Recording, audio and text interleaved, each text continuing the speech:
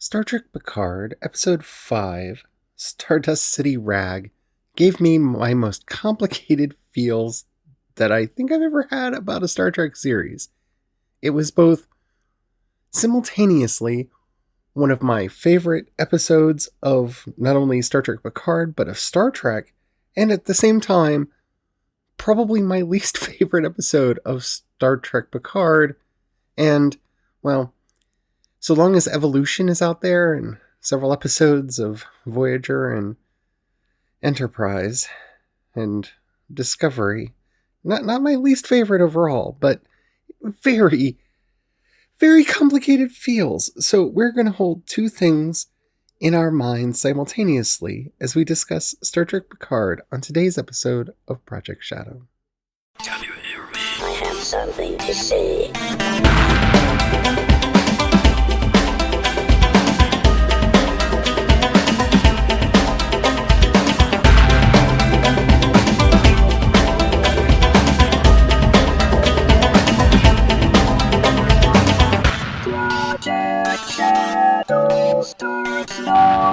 Hello everyone, how are you doing today? My name's Charlie. You might know me better as sci-fi fantasy writer C.E. Dorset.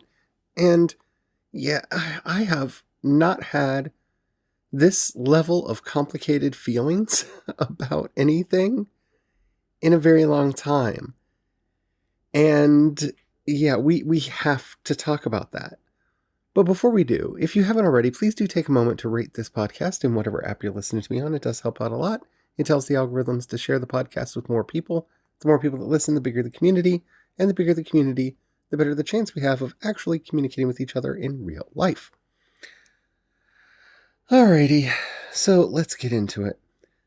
I really don't know what to say about this episode of Star Trek Picard because, like I said in the intro, I absolutely loved it. And I really disliked it.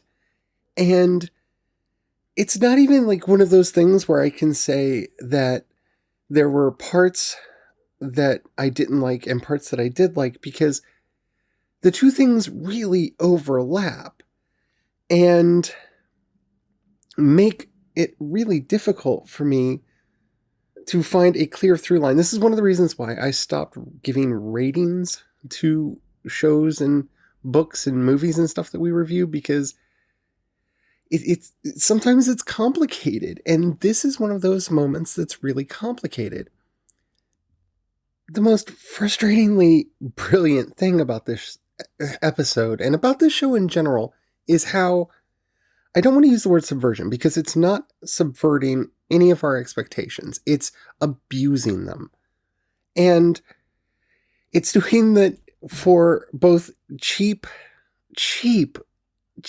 emotional investment and to quickly establish motivation. And the fact that it's able to pull off both of those simultaneously is infuriatingly pleasing in a strange and upsetting way.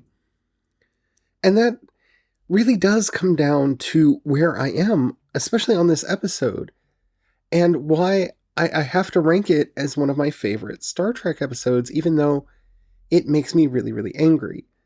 And I wish more fandom could do this, because what I want from my media more than anything is not a passive experience. I don't want to just sit there and be patted on the head and have it just be pure fan service. I want it to challenge me, and I want it to make me feel something. And this episode definitely made me feel stuff. I just think it was cheap and underhanded in the way they did a lot of it. But I don't think I can talk about anything else without going into spoilers. So definitely, if you haven't watched this episode, watch it. It's good, it's infuriating, it's angering, and it's really well done. So, alright, let's go. If you haven't watched episode 5, Star City Rag of Star Trek Picard, and you don't want to know anything that happens, check out now and go watch it, come back, and we'll talk about it. Spoilers are incoming in 5, 4, 3, 2, 1. We all knew they were going to kill Icheb, right? I mean, that's kind of the cheapest thing ever. Because as soon as we saw that trailer and we saw Seven crying over someone, we knew that that was one of two people. That was either Chakotay or it was Icheb. And it was going to provide a lot of her character motivation for the series. I mean, it was the most obvious thing that you could do to set Seven on a particular course of action. And it infuriated me right out of the gate for two reasons. One, the level of gore and body horror that they used in this scene, literally watching Ichib get ripped apart. I think that was uncalled for. Well, I don't think everything needs to be family friendly, and trust me, I'm the last person who does the think of the children thing. Star Trek has always been family friendly, and this episode, as well as several episodes of Star Trek Picard, have really not been. This is definitely adult Trek, and I feel like that misses the mark. I didn't want an R-rated Star Trek. That's not something that I was looking for. That's not something that I wanted. And I think that goes too far. If you want Star Trek to live on, it has to be able to bring in new fans. And yes, a lot of new media is gory and violent and dark and grimdark and all of that crap. But I think you could have accomplished the same emotional feels without showing Icheb's eye literally being ripped out of his skull. That was unnecessary. That was gratuitous. And that was just their way of saying, hey, look, see, we're not like the Star Trek that's come before. We're edgy and we're different. And I'm sick of that. I really am. And for everybody who's going to bring up the beginning of First Contact, where Picard is getting his Borg enhancements, no. That's a completely different thing. That's a movie, number one. Number two, I felt like it was much more clearly labeled. I believe that movie was PG-13. It was out of nowhere, and it was upsetting. It was frustrating, and it didn't need to happen that way. It could have happened in a way that wasn't as grotesque. So, yeah, I think you could have told the same story without doing that. Number two, why'd you have to kill Icheb? Like, I get it. You wanted to quickly and easily set up that Seven is a different person now, and that she's just kind of out for revenge because this is a Seven revenge episode. Yeah.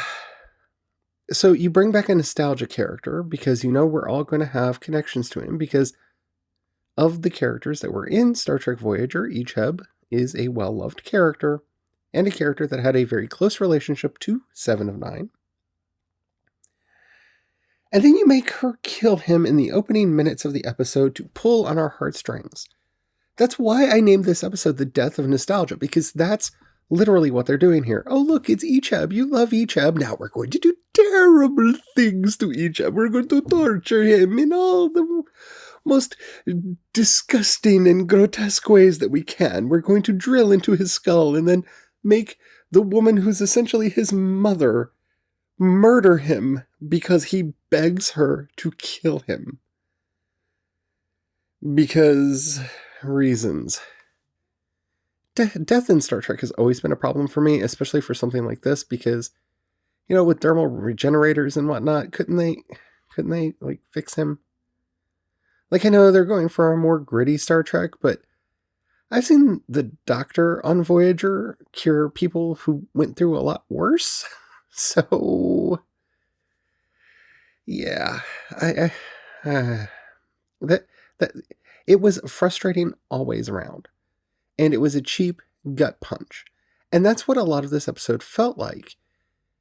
It was a lot of cheap gut punches, skipping ahead to Raffi and her son.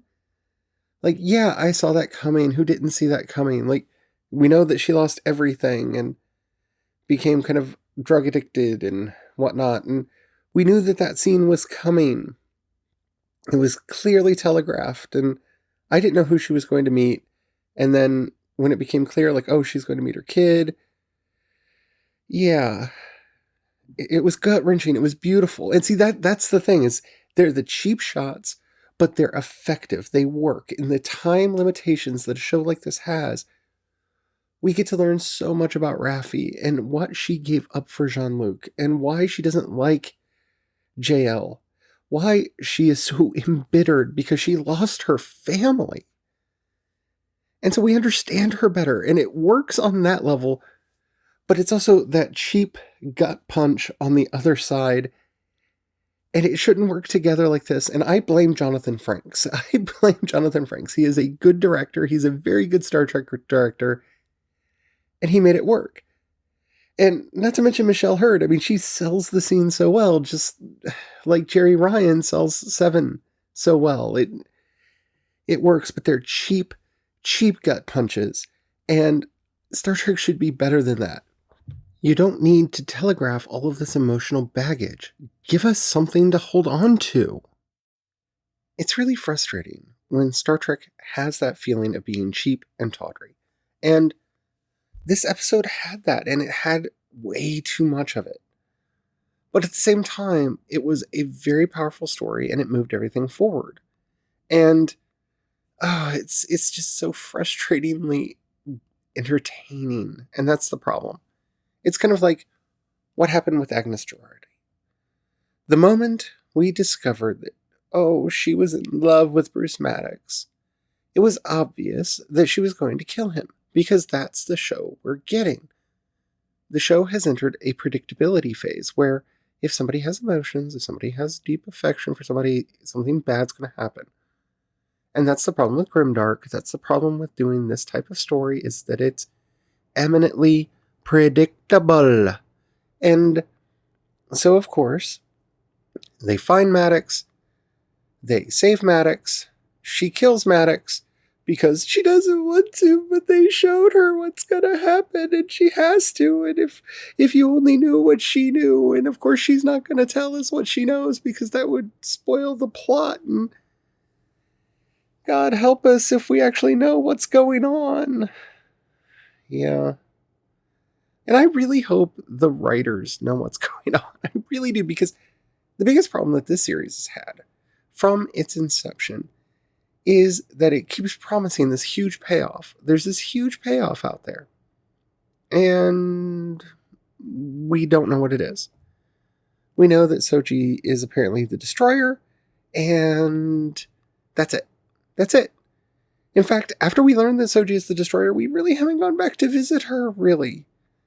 So, what's the deal? Why won't you tell us more? Because you can't, because then your story will be over, and so we need to continue to side quest, and in so many ways, this episode felt pointless at the end, because, we found Maddox, and he's dead now. And if what they're going for is showing that how we should continue to struggle on for what's right, despite how futile it may look, if that's the end goal of this series, if that's where we end up, bravo, masterpiece, you've done a great job, as long as you stick the landing. But right now, as of right now, everything that this show is doing just feels like it's pointless. It's pointless. And that's really frustrating for a show that you want to have much more optimism in it. Because it's Star Trek, and that's kind of Star Trek's thing.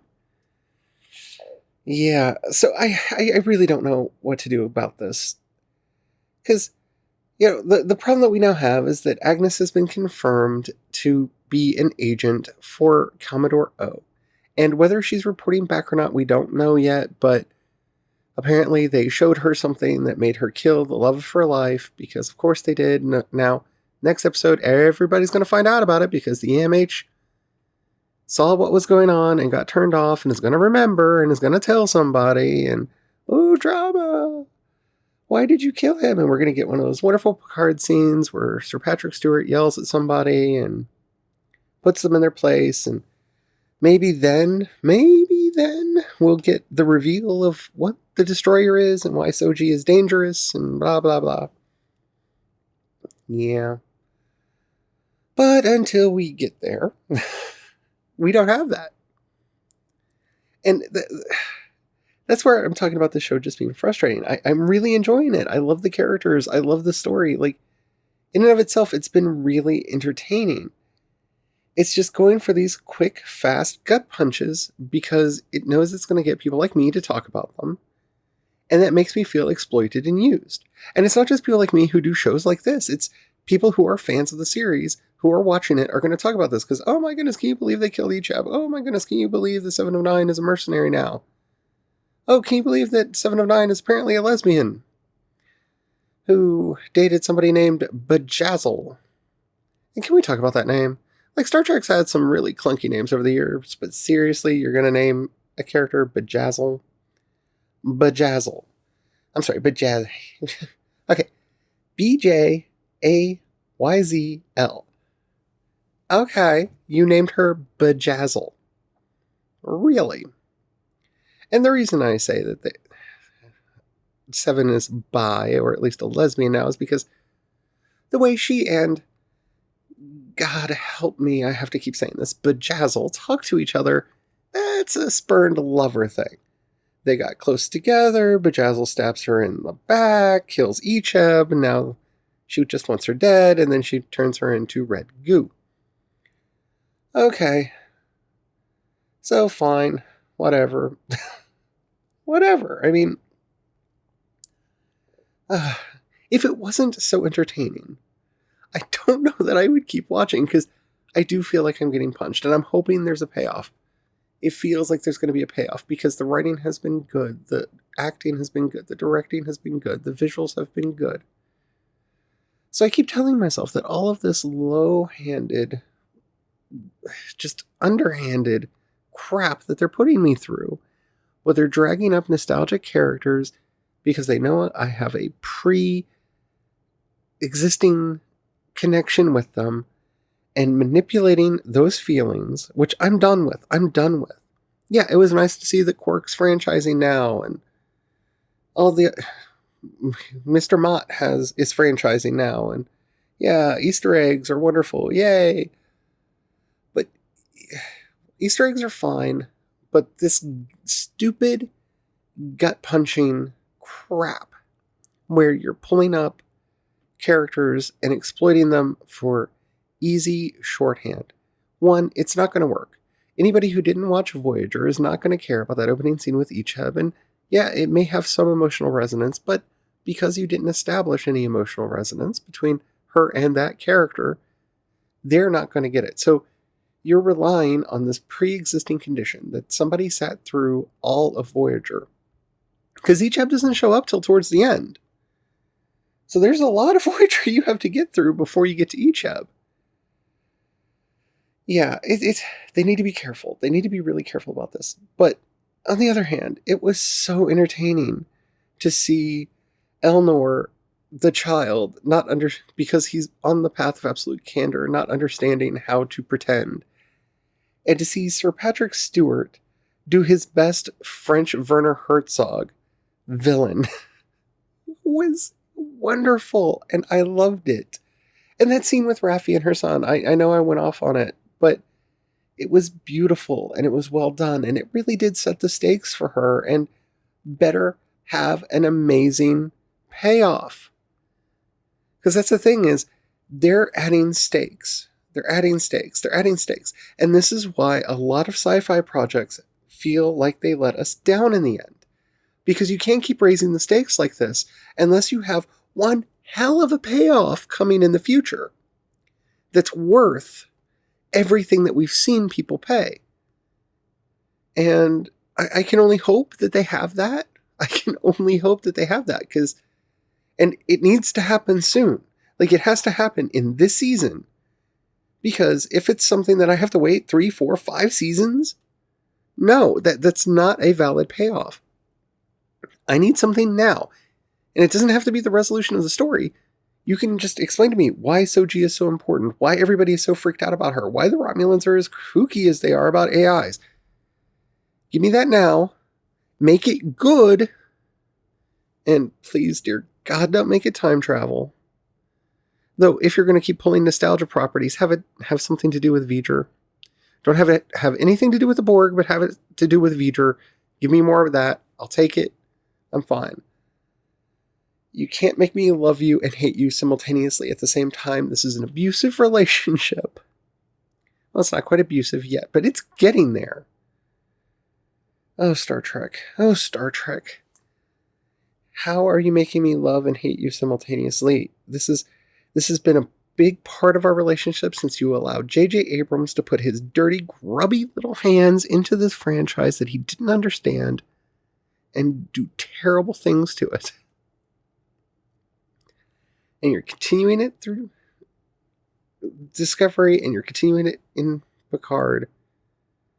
I'm not saying everything needs to be like the old series, because even The Next Generation was a marked improvement on the original series. Deep Space Nine was an improvement on The Next Generation. This could be a great evolution for the show, but you're setting up so much that's going to have to pay off, and I really feel like you're building up a debt that you're not going to be able to pay. So hopefully I'm wrong. I would love to know what you think about it. Because I know I've complained a lot and don't think I don't like this show. I do. It's just, it's frustrating. This episode was frustrating and brilliant at the same time. And it's possible to have two feelings, two thoughts in your head at the same time. Embrace the paradox. If you would, please, down in the show notes, you'll find a link to the voice message system. I would love to know what you think about this episode, this series, what's going on with Star Trek in general. Anything, any topics, questions, anything you'd like to hear on the show. Would love to hear from you. Keep it short, keep it clean so I can use it on the show. Thank you. If you'd rather hit me up on social media, I am CE Dorset on both Twitter and Instagram, and you can find links to everything that I do over at projectshadow.com. Okay. If you've got... This is always the hardest part of the episode for me. If you've got $1 you can pass my way, down in the show notes you'll find a link to both listener support and my Patreon. Thank you to everybody who does that. It means the world to me. It helps me pay my bills. It helps me to buy new software. It helps me buy equipment. It is my lifeline. Thank you so much. If you don't have any money right now or you don't feel like giving, don't worry about it. But if you have any friends that you think would like anything that I do, please share it with them. That helps out more than you could possibly know. Alrighty, I think that's it. This has been one crazy episode. Until next time, don't forget to have the fun. Bye.